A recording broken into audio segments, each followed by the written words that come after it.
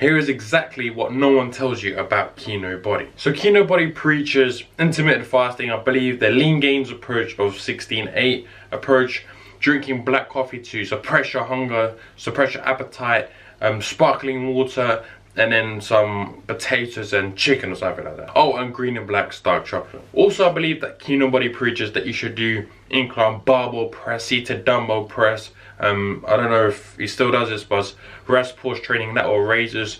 Train 3 times per week, full body. Now in this video, I'm going to tell you the real truth and deconstruct some of these things that he preaches. So it's fair that Kinobody preaches that intermittent fasting is good for maybe lean bulking and cutting down, which sure, I agree with that, because let's face it, it's just a tool to create a caloric deficit. That's all it is. It's harder to consume a vast amount of calories in a small eating window. But here's some claims that I don't agree with, and nor does science. So I believe he claims that, and correct me if I'm wrong, please do, that he claims that intermittent fasting is great for fat oxidation, like significantly it seems, and really improves your insulin sensitivity, again significantly, and also increases human growth hormone significantly. So if you look at a vast amount of research in the scientific literature, when you just deconstruct what he says, for example, when he says that intermittent fasting increases fat oxidation, it sounds like it's a magical approach, right, to some people, and that's why I'm making this video, to highlight these points. And clearly it shows that intermittent fasting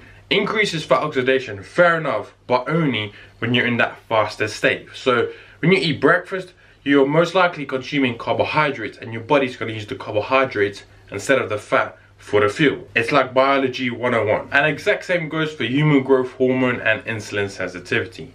So when you look at the vast amount of research, there are a lot of limitations in some of these studies that people handpick. And sure, you could drop in the comment section down below saying, look, this study proves that and that. But let me tell you one thing, most people cannot interpret research properly, and they only look at one study. And if you'd like to know more about these 3 claims that he has made, just click this card here, or I don't know where exactly it pops up, and I explain how, like, all the science behind it and why that's not all correct. Now, training 3 times per week, full body workouts, is not actually optimal for most people, and that's what this video is about.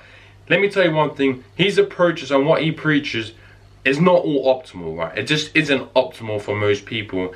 If you want to maximize, and here's a keyword here, maximize muscle gain and just in general results. So training 3 times per week full body. Here's the thing, if you look at the vast amount of scientific literature, you'll see that different people have different recovery capabilities. Some people can tolerate higher frequencies and get the best results with, let's say, a push-pull leg approach, so 6 times per week, where others, they find it better on a lower frequency because they find it extremely hard to recover, and they just respond very well to the low frequency training. And honestly, preaching the incline press, dumbbell seated shoulder press, and pull-ups, I guess he does, well, let me tell you one thing, most compound exercises, like the exercise that he says, so bench press, deadlift, squats, all of those exercises, the compound exercises, disrupt homeostasis, which is the body being in balance. And in most cases, the compound exercises lead to more muscle growth than isolation exercises. Now, I'm not saying you should just be doing compound exercises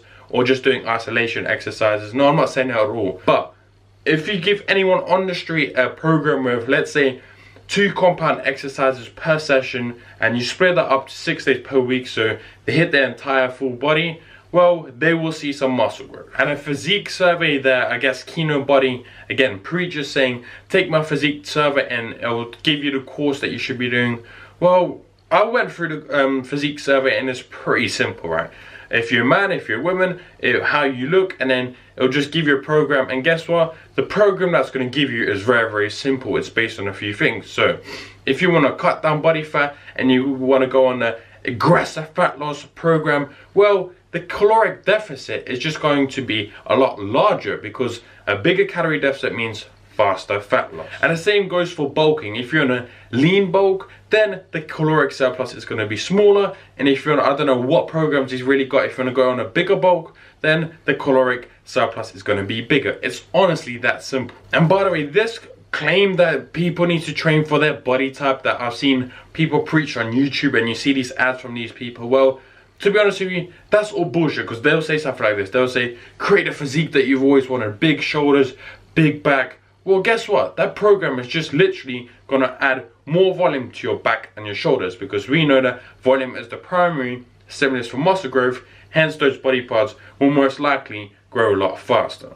And the next point on supplements, right? I believe he's recently started selling supplements, and that's fine. A lot of people do, and I much respect his honesty, because I have watched a lot of his videos and he does say himself that, look, this is not the be all end all, you don't need it, and I much highly respect that. But then it's also pulling from another direction where he's still selling it, and at times he is saying, for example, take BCAAs during your workout to prevent muscle, or to get muscle retention and prevent muscle loss. Well, again, if you look at the vast amount of scientific literature and you look at all of it, if you look at some of the videos I put on about BCAAs, well, you can clearly see that BCAAs is not more beneficial for muscle retention. In fact, it can actually hinder your performance. So here's the caveat to all this. First, you need to understand that Kinobody, so Gregory O'Gallagher, he is very amazingly good at marketing, and that's all due respect to him. But you also need to understand his target audience and his real message that he preaches against. So in my eyes, I say his target audience would be someone that's a beginner to intermediate lifter. Now, if you just take those words that I just told you right now, a beginner, most of the time I say they buy these programs. Now, they don't need an amazing program that optimizes everything. So therefore, they can get the results on training 3 days per week, no problem. Learning the compound exercises, sure. Doing intermittent fasting, just reducing the amount of calories you can eat in a certain time frame, that's all cool. So if you want to buy his program, if you want to support him, all due respect to you, please go and do that. If you really like the guy, that's fine. So his target audience is probably the following as well: people that don't want to spend hours and hours in the gym all the time, all week, which again I respect, and people that want to have a lifestyle, go out and drink, hence why they do intermittent fasting to save their calories for the night. That's all fair. So to summarize the Kinobody approach, I guess we could say, it is nothing fancy. It's just the basic principle of, let's say, nutrition and training, right? So nutrition, you do intermittent fasting. All it really does is restrict your calories. There's no magic benefit effect of fat oxidation and human growth hormone and insulin sensitivity. Let me tell you now, there's no magic bullet in it. There isn't, right? Training 3 times per week, there's no magic bullet in there again. It may not be the most optimal for muscle gain, and intermittent fasting while bulking, again, it's not the most optimal for muscle gain. Now, again, I'm all talking about optimality here. So to be honest with you, I don't think he really preaches that everything is really optimized. And to actually provide some value in this video, not just nitpicking someone, which I don't really enjoy myself and like doing, but I really want to provide some value and understand what is really help you understand what's going on. Now, the reason it's not optimal for bulking is this. Well, if you look at the vast amount of scientific literature, once again, it says that having maybe 3 to 4 meals per day, maybe 4 meals per day at a meal by meal basis of consuming about 20 to 40 grams of protein should be sufficient enough to optimize muscle gain. Again, this is not a hate video at all. I much respect Kinobody, I much respect the guy, and that's all cool, and he does portray some good messages here and there. But anyway, that's that. Leave some comments down below. Stay positive, stay smiling, and I'll see you in the next one.